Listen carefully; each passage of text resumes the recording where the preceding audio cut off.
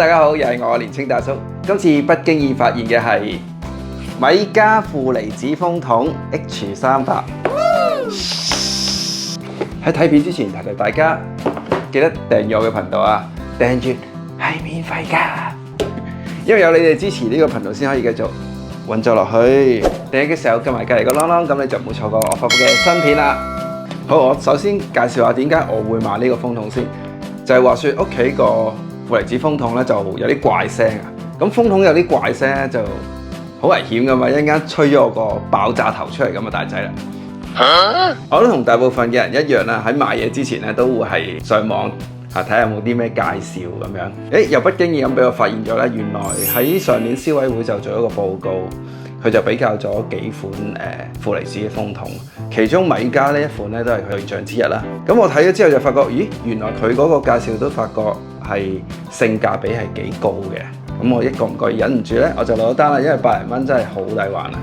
都介紹翻佢本身個包裝咧，裏邊係有啲乜嘢啦。其實個包裝都好簡單啦，因為都係好親民嘅價錢。我都已經開咗嚟用啦嘛。裏邊就係有本說明書啦，就係袋住呢個風筒噶。而呢個風筒係有個風嘴，咁啊吸落去嘅啫。其實你唔用個風嘴都得嘅，就呢個 size 好似我手咁，半隻手掌咁大嘅啫。我覺得拎上手都係屬於輕嘅，我幾中意佢啦。呢個電線咧，摸落去嗰個質地咧都係我比較中意嗰啲，就係好實淨啊，好穩陣嘅。再加埋佢設計埋個勾俾你勾住個風筒啦。咁啊香港嘅版本，所以就係一個三腳插啦。咁平時我覺得安全起見啦，都係吸住佢好啲嘅，係啦。咁要留意啦，佢係負離子咧，有個幾體貼嘅位置，就係呢度咧有盞燈嘅。其實呢盞燈咧會着嘅，我之後示範下啦。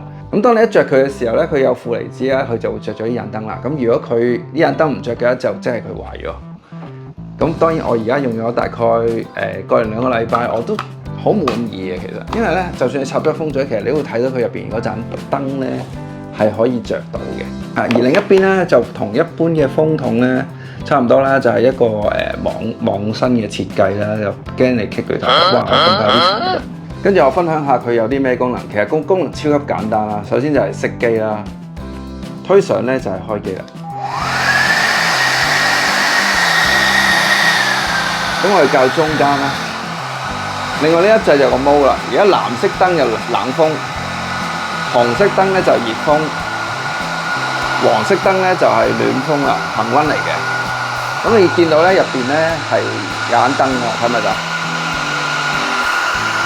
係啦，咁就係哇，好舒服。係啦，咁你見到哇吹起晒個頭啊，唔得唔得。好，咁大致上一個風筒嘅結構咧，佢就係咁簡單嘅啦。唯一我覺得有個缺點可以改善得再好少少嘅，就係呢個掣啊。因為呢個掣咧，佢比較實，我唔知係因為我呢一嚿比較新啲定點樣咧。我一推咧，佢就去到最大啦。咁有時想調去中間位就比較難少少咯。同埋嗰個真係好實啊！你推嗰下唔知點解就到某個位嘅時候就好容易推出嚟啦。但係熄佢就好容易熄嘅，就係推開佢就一推，哇就去咗2度啦。咁呢個就係最高嗰個 power 啦，就嗰個聲就大概係咁樣啦。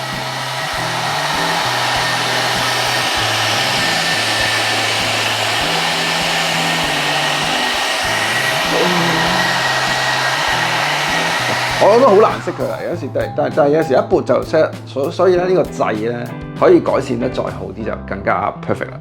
好，咁所以我用咗1個星期之後啦，有少少 comment 啦。首先我就覺得佢喺大細啊 size 方面咧，我幾滿意嘅，因為呢個大細咧，你睇下細過隻手咁滯。咁就算我真係攞去旅行咧，其實都係 OK 嘅，我覺得絕對 OK 啊。第二就係佢嗰個風力咧係我好滿意嘅。因為同我之前嗰個，佢比我之前用開嗰個快乾啲嘅頭髮，大概幾分鐘我吹完個頭啦。咁可能我男仔頭啦，短頭髮。同埋咧喺呢個負離子方面咧，佢又真係好似有喎，因為我發覺我用咗佢之後咧，就啲頭髮係柔順咗嘅，吹完頭之後，即係唔會話好濕好乾嗰種感覺。咁所以整體我係暫時係好滿意嘅嚇，希望佢係一個好襟用嘅風筒，咁就 perfect 啦。但係呢個我真係用一段好長嘅時間先可以話到俾大家知。我到時再喺留言區嗰度補充下用咗1年之後嘅感覺。哇！雷神個錘咁樣。我今次嘅分享咧就到呢度啦。如果呢條片係幫到你嘅話咧，請你唔好吝嗇分享俾你嘅朋友。如果有關於呢個風筒嘅一啲資訊嘅話，想討論下，不妨喺下底留言俾我。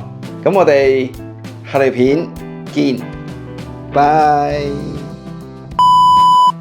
而我都同普通人，停，再留言俾我啊！